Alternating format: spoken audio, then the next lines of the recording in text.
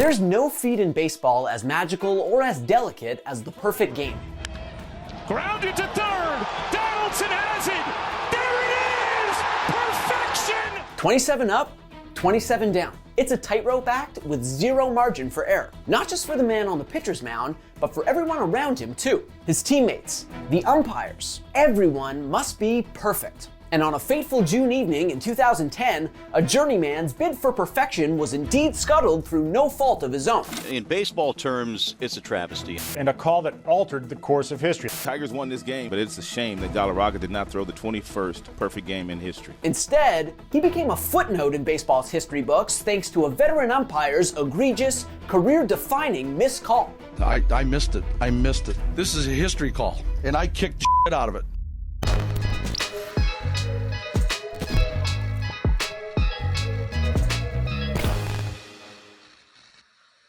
The perfect game is the pinnacle of pitching, a performance so demanding that it's only happened 24 times in the more than century-plus history of Major League Baseball. It's also a feat generally reserved for the game's best pitchers. The first perfect game of the 20th century was thrown by Cy Young himself, and of the 22 pitchers to throw perfectos in the modern era, 7 of them are in the Hall of Fame. So, few pitchers would have seemed less qualified to throw a perfect game than Armando Galarraga, a Venezuelan right-hander who spent parts of 6 seasons in the majors before finishing out his pro career with stops in China and Mexico. In fact, when Galarraga took the mound for the most memorable start of his up-and-down MLB career, the 28-year-old was simply trying to re-establish himself in a Tigers rotation that was suddenly overflowing with future Cy Young Award winners. See, after impressing as a rookie in 2008, Galarraga stumbled through a dismal sophomore season, posting an ERA of 5.64 and ultimately getting moved to the bullpen down the stretch. No pitcher who threw as many innings as he did in 2009 posted a higher ERA. So, the following season, Galarraga didn't even break camp with the Tigers. He started the 2010 campaign in AAA, with the Tigers giving his rotation spot to an obviously washed Dontrelle Willis. Eventually, however, Galarraga got his shot. In mid-May, Galarraga was recalled thanks to the early season struggles of a newly acquired right-hander named Max Scherzer. And although everyone suspected Scherzer would be back sooner than later, Galarraga's spot in the rotation was unexpectedly solidified when the Tigers traded a woefully ineffective Willis on June 1st. And in the wake of this newfound job security, just one day after Willis was traded in fact, Galarraga authored one of the most sublime performances in franchise history. A performance that did indeed cement his place in baseball's annals, just not for the reason it should have. Coming into his June 2nd start against the Cleveland Indians at Comerica Park, Galarraga was looking to get back on track and validate the Tigers' faith in him. In his previous start, on the road in Los Angeles, he'd allowed 6 runs over 4 2/3 innings, his ERA ballooning over 5 in the process. It's not like I have a bad outing and I'm gonna go down and, start thinking about it. Just like, don't think too much, go over there in the mound and do my job.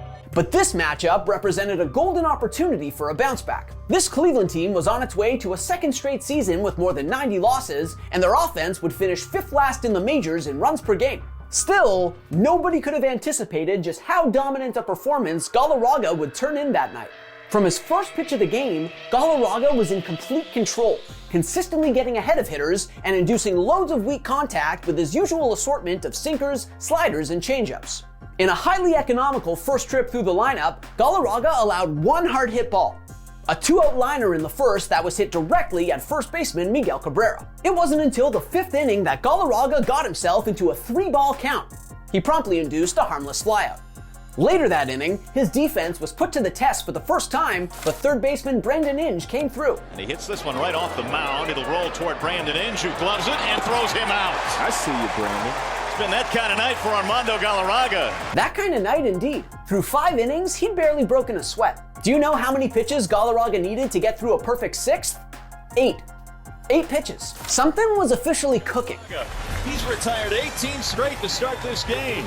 The intensity at Comerica was building, and Cleveland's hitters remained unable to adjust. They did a whole lot of nothing in the 7th, and followed that with even more nothing in the 8th. Suddenly, Armando Galarraga was 3 outs away from a pitcher's greatest accomplishment, from thrusting himself into the company of Jim Bunning and Sandy Koufax and Catfish Hunter. And he hadn't even thrown 80 pitches yet. No perfect game is drama-free though. And sure enough, in the top of the 9th, Mark Grudzielanek did his best to spoil the party. But Austin Jackson wasn't having it. And a swing and a high fly ball toward left center field. Jackson is on the run, still going. He makes the catch. Oh, Jackson! Austin Jackson in left center field. A sparkling play. This was happening. He was doing it. And after getting the next batter to ground out to shortstop, all that stood between Galarraga and baseball immortality was Jason Donald, Cleveland's number 9 hitter. And a crowd of better than 17,000 to its feet. The guy we've been waiting for all night. A rookie barely 2 weeks removed from his MLB debut and who would be out of the big leagues for good by 2013. Galarraga had this. And with the crowd of almost 18,000 cheering him on, Galarraga, just like he had all night, executed, inducing a feeble grounder to first on a perfectly located 1-1 slider. He had done it. Or so it seemed. Ground ball, right side. Cabrera will cut it off. Galarraga covers. He's out. No, he's safe. He is safe.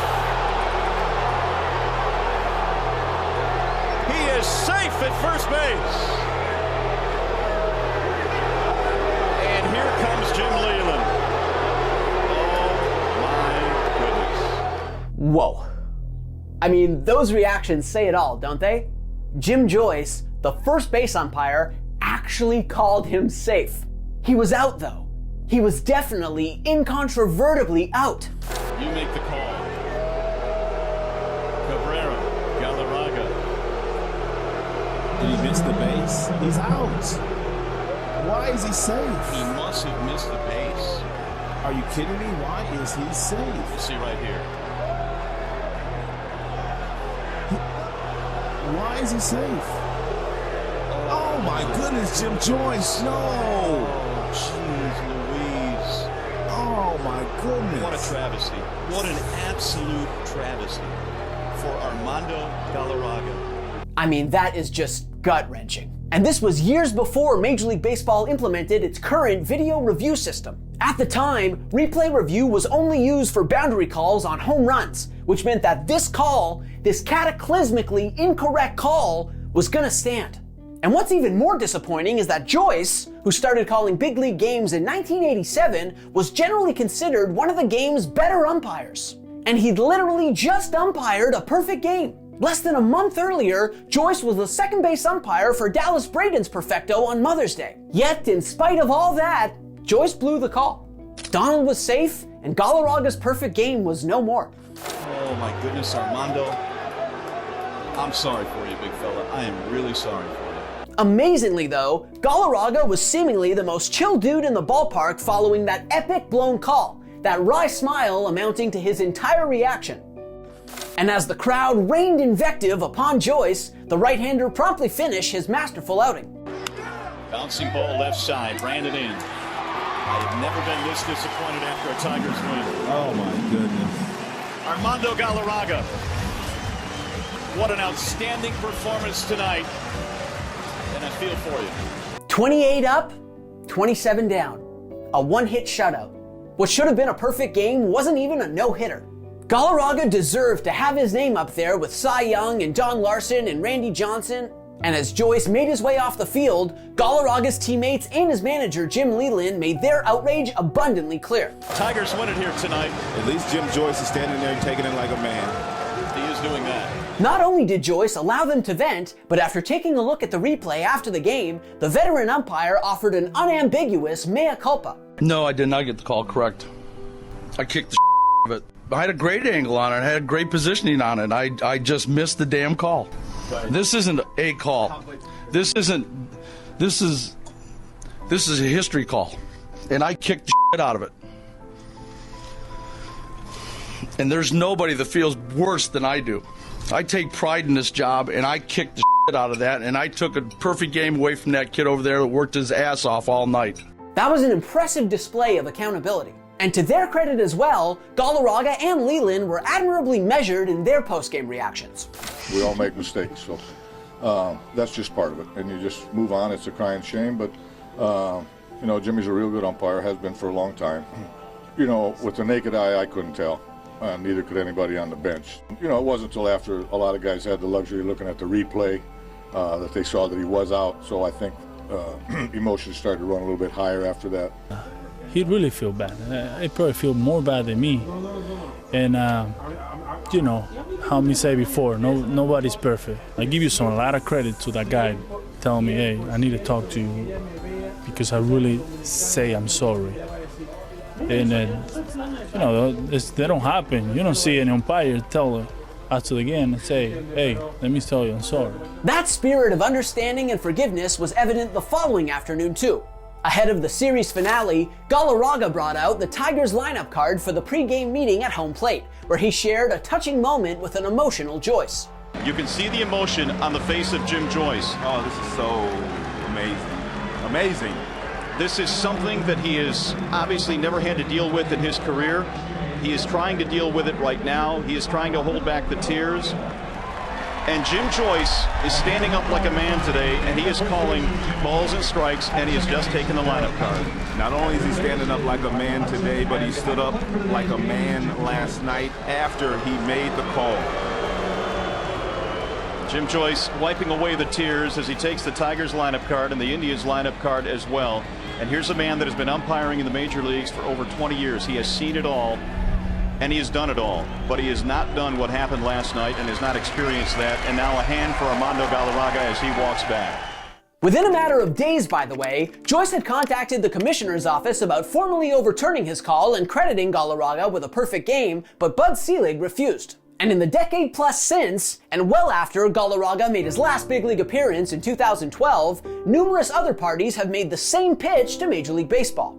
Even the White House thought he should get credit for a perfect game, but the league has continually refused. And it seems unlikely that MLB will ever agree to set the precedent of relitigating its on-field history after the fact. Still, as much as Galarraga deserves to have his perfect game recognized, there's no question that his near-perfect game is itself an indelible moment in baseball history. Between the magnitude of Joyce's screw-up and the remarkable professionalism exhibited by both parties afterward, the imperfect game is arguably etched deeper into the hearts and memories of baseball fans than many actual perfect games. As a general rule, umpires don't want to be remembered, but baseball fans absolutely remember the now retired Joyce, who told The Athletic in 2020 that he knows exactly how Bill Buckner feels. He also conceded that his missed call will likely be the first line of his obituary one day. More significantly, however, the imperfect game was also a catalyst for expanded replay review in Major League Baseball, which was implemented in 2014. Selig himself acknowledged as much. In that sense, Galarraga's near-perfect game arguably had a much greater impact on baseball than any of the 24 official perfectos. And while that obviously isn't as gratifying as throwing a perfect game, Galarraga seems to have accepted his unique, if unfair, place in baseball history. As he himself put it on that fateful night in 2010, I know it's nobody perfect. What am I gonna do? Thanks for watching. If you like this video and want to see more content like this, hit that subscribe button.